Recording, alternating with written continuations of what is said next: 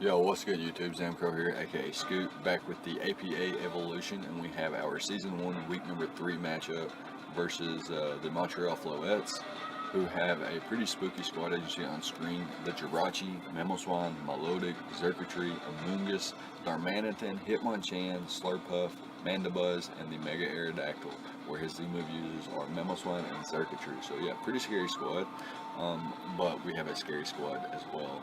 Nonetheless, we do. So we have Zygarde 50%, Mega Diancie, Tangrowth, Crocodile, Slowbro, Miltank, Cobalion, the Alola Marowak, Oricorio, and the Piloswine, where our Z-move users are the Zygarde 50% and the Oricorio.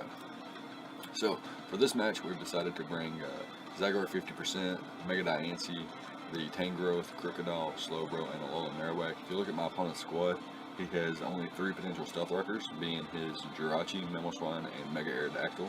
So none of them really appreciate taking on Slowbro. So Slowbro's a really good bring for me, and Mamoswine's not, or excuse me, not Mamoswine, but Crocodile's nice for that Intimidate, having that around for things like Jirachi, Mamoswine, Aerodactyl, even Darmanitan even, is really, really nice. Alola Marowak is really nice in this match as well. As you see, my opponent has Amoongus and Zerkatry, so I decided to bring a Rest Hawk variant. It's pretty nice versus my opponent's squad. We'll go more in depth once we start talking about it a little bit. Just going over the key things here at the beginning. I noticed that Mega Diancie has a pretty good time versus my opponent's squad. You know, if I can weaken the Jirachi and then take it out with the Earth Power, weaken the Amoongus, take it out with the Psychic, then I have a pretty fun time with Mega Diancie. Hard switches into things like Darmanitan and Mandibuzz pretty well. And Zygarde 50%. We have a pretty cool set for once. Straying away from our Choice Banded 1000 Arrows Rest Talk set, we've decided to bring a Yachi Berry variant with a not too complex EV spread, just jolly enough enough speed to outpace some certain threats. And then we have Dragonance's Coil with Substitute and 1000 Arrows being her only attack and move. As you can see, my opponent has no resistance to 1000 Arrows, so I felt like a sub Dragonance's Coil set would be pretty cool with the Yachi Berry to take on Ice type attacks such as Ice Beam or Hidden Power Ice or Icy Wind from Jirachi, even a Choice Band Ice Shard from Mamoswine. Late game, this thing can put in the work. I don't see it doing too much work in the early game or the mid game. It's more of a late game mon once I got some key roadblocks taken out, such as Melodic and potentially a Sporing Amoongus. But I do have Substitute to avoid that. However, he could be Foul Play, in which Coil comes into play for us a whole lot there. Next up, we have a timid Mega Diancie, enough speed to outpace up to Jirachi, and max special attack with Moonblast, Earth Power, and Psychic. And our last move being Calm Mind. I debated Rock Polish, but really felt like Rock Polish wasn't, you know, I mean, it's a really good set, and it would still work really well, but I need a whole lot more damage on Amoongus and Jirachi to be able to just straight drop them with a neutral Earth Power and Psychic. Whereas if I can get a Calm Mind up, then I can do a whole lot more damage, a whole lot quicker and easier with a lot less prior damage on those mons. Next up, we've got an Assault Vest Tangrowth, which is going to be a sassy nature, nearly max HP with a lot of Spidef and just a little bit of defense investment. With Giga Drain, Earthquake, Knockoff, and Rock Slide, pretty much self-explanatory versus my opponent's squad, so I won't go into too much detail. Next up, we have King Crooked, who is our Crocodile with leftovers. The Intimidate, it's really nice versus my opponent. Have enough speed to outpace certain things, similar to Zygarde 50%, with Taunt, Stealth Rock, Knockoff, and Toxic. So my opponent's team could be pretty annoying. So having Taunt on there and Knockoff is really good, and it is my designated Stealth Rocker. Stealth Rocks chip down the Darmanitan, Mandibuzz, and the Aerodactyl really well, while also getting necessary chip on some other mons that can be so handy in the late game. I've got the Toxic here and Knockoff. I'm pretty sure Melodic will be his switch in, so getting rid of that thing's Flame Orb and then poison it with the Toxic Orb, or excuse me, the Toxic is really nice for me. And having Taunt is just really good like a turn 1 taunt versus things like Slurpuff or even Amoonguss, Jirachi, and things like that is just really nice.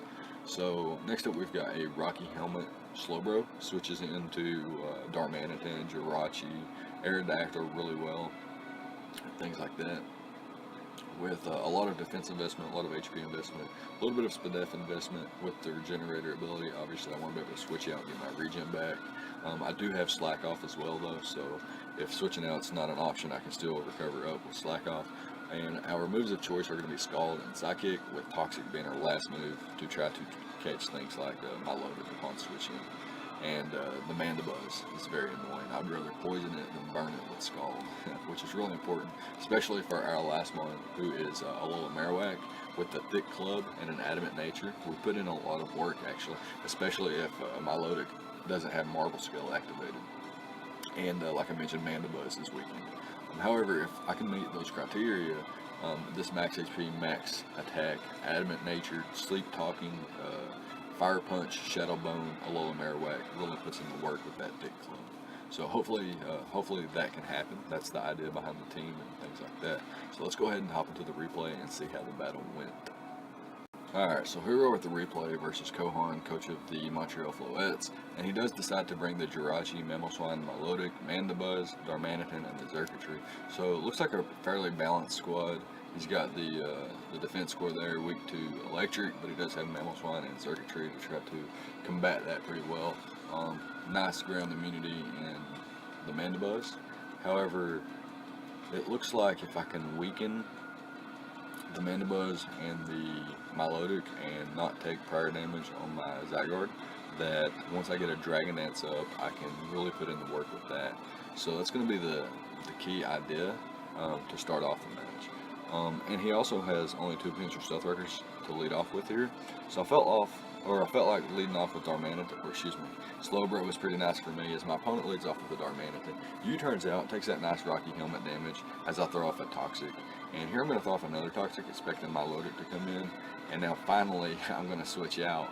But this was the turn that I should have clicked Toxic one more time, and I would have either landed on the Milotic or the Mandibuzz. However, my opponent brings in this Xurkitree, and I'm like, okay, what's he going for here?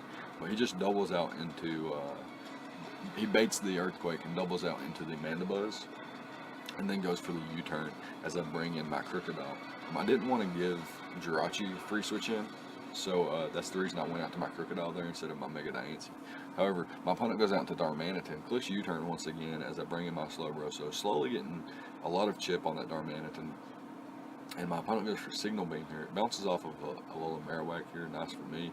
And I'm going to take the opportunity to click Shadow Bone. As you can see, that is almost 50% to Milotic before the Marble Scale. However, he will be able to recover that off and get quite a bit of his health back. So that's unfortunate for me. And I do knock his item off, but it's way too late as Tank Growth comes in. I am poisoned now as well, so that's unfortunate for me. But I'm a lot less valuable, and I can play a little bit more recklessly with Tank Growth now, thanks to being poisoned and already being in a position to where I'm weakened. And I'm able to click Knock Off here, and it actually gets rid of a Shuka Berry on the Jirachi, which is fantastic for my Mega Diancie. Now he is 100% in range of being 2-hit KO'd by Earth Power, as well as being OHKO'd by a +1 Earth Power if I can get a Calm Mind up. So that's really nice for me.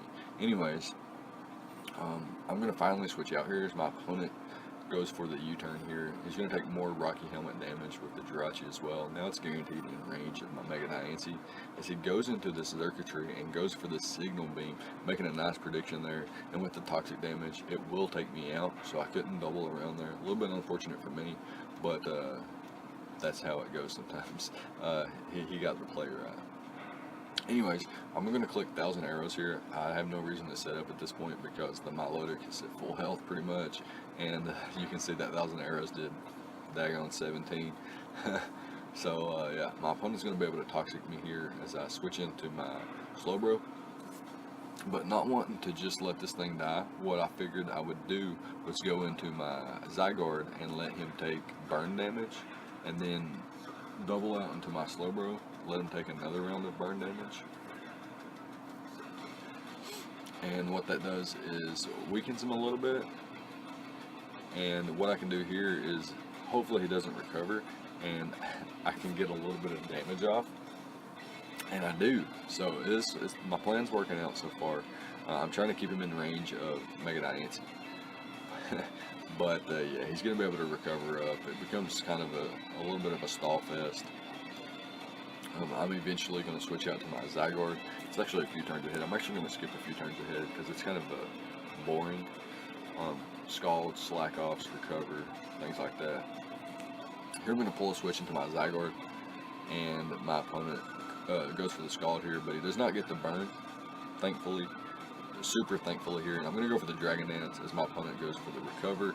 And now I'm just going to try to get the most damage off as possible with 1,000 arrows. I'm going to go for hoping I live this Ice Beam thanks to my Yachi, and I do live, so that's really good for me. I'm going to click 1,000 arrows once again, and I get a critical hit, which is really, really unfortunate for my opponent, but really, really fortunate for me, as now with Mega Diancie, I can just come in and click Moonblast. I could have also clicked Calm Mind there, and probably, potentially won the game, depending on what his Mamoswine set is.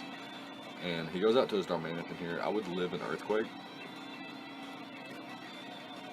but I didn't want to stay in there and take the damage. That Slowbro could easily eat up all of the damage there. And I'm going to double out to my Mega Diancie, expecting his Mandibuzz to come in. And I can just click Moonblast here. It does quite a bit to the Mandibuzz. I'm able to 2-hit KO that thing. But now I'm in range of Choice Scarf Earthquake from Darmanitan. But I'm going to stay in anyway, expecting my opponent to switch. I really needed to make some plays to come back into this game. And we're going to do just that. Here, I'm going to stay in, just in case he wasn't Life Orb. I would survive. But he does reveal the Life Orb, which is a little bit unfortunate. And he's going to reveal the knockoff here as well. But I have enough bulk to take that, and enough, and I'm strong enough to knock him out here as the Mamoswine reveals. Well, what reveals to be, or looks like, no bulk investment there on that thing. So he goes into Darmanitan here. I'm going to go into Crocodile because I actually have sort of an out, forcing him to lock himself into the Flurry Blitz there. I can rest up and get back to full, and hopefully I can roll a Sleep Talk without taking much damage from the circuitry, and then I can knock this thing out with a Shadow Bone.